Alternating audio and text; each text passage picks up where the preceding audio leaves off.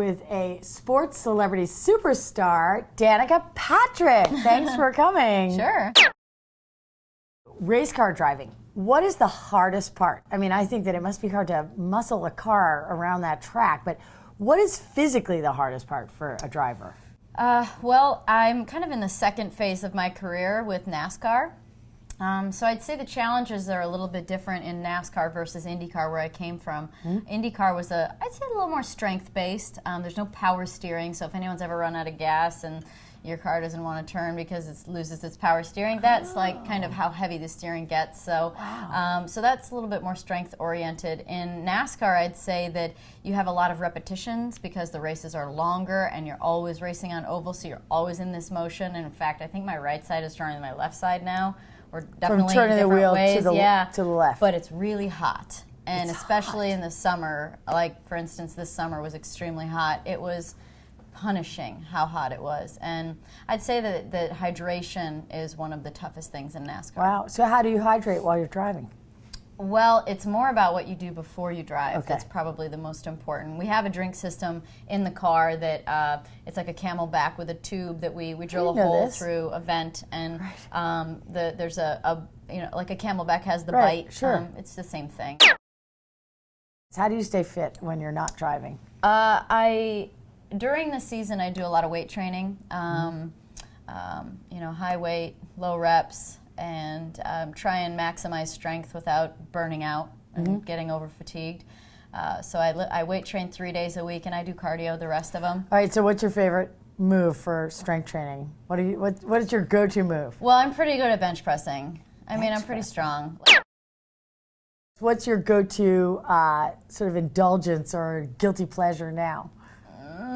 Wine. Wine, okay. If I'm really have trained myself very well to be able to get away with like this much of a cookie, I can eat half or a little or a bite or two of anything and be pretty satisfied. That's good. But I really like red wine. So, well, what is your favorite, say, dinner?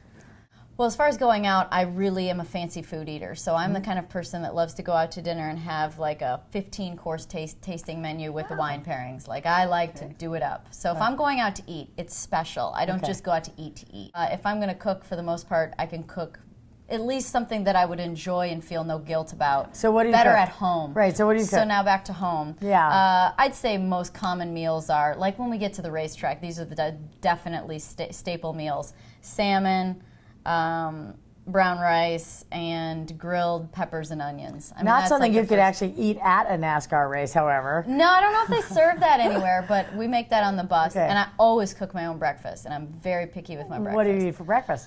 I eat like 1 egg and 3 whites, and for eggs, and then I have oatmeal with cinnamon, a little bit of brown sugar, some peanut butter on the side.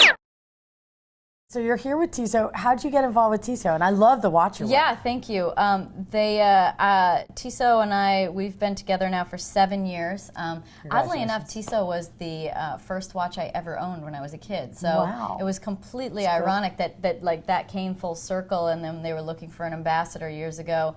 I have that story, I have that connection. That's and great. So, this one I'm wearing here is from the president of beautiful. TISO over in Switzerland, and he's a really nice man, and he's so sweet. It's for my 30th birthday is what I got it for. No, but I don't want to forget to give this to you while we're on the topic. Oh my God. I saw you walk in with a box, and I thought, that is so amazing. We got you a watch, and this was, they said this was going to suit you well. So. I'm a watch lover. Oh my God, it's beautiful. I love the blue.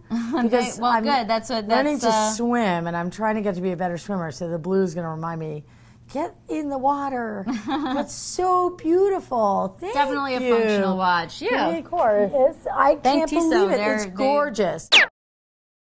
Do you have a mantra, like words you live by? And if so, what's your mantra?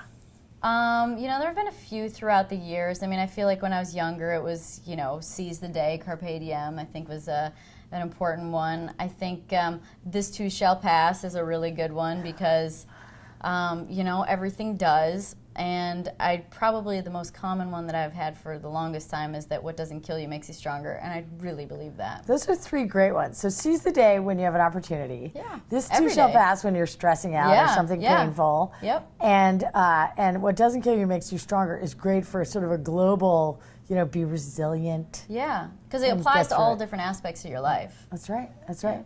All right. Well, Danica Patrick, thank you so much for being here. Thank you.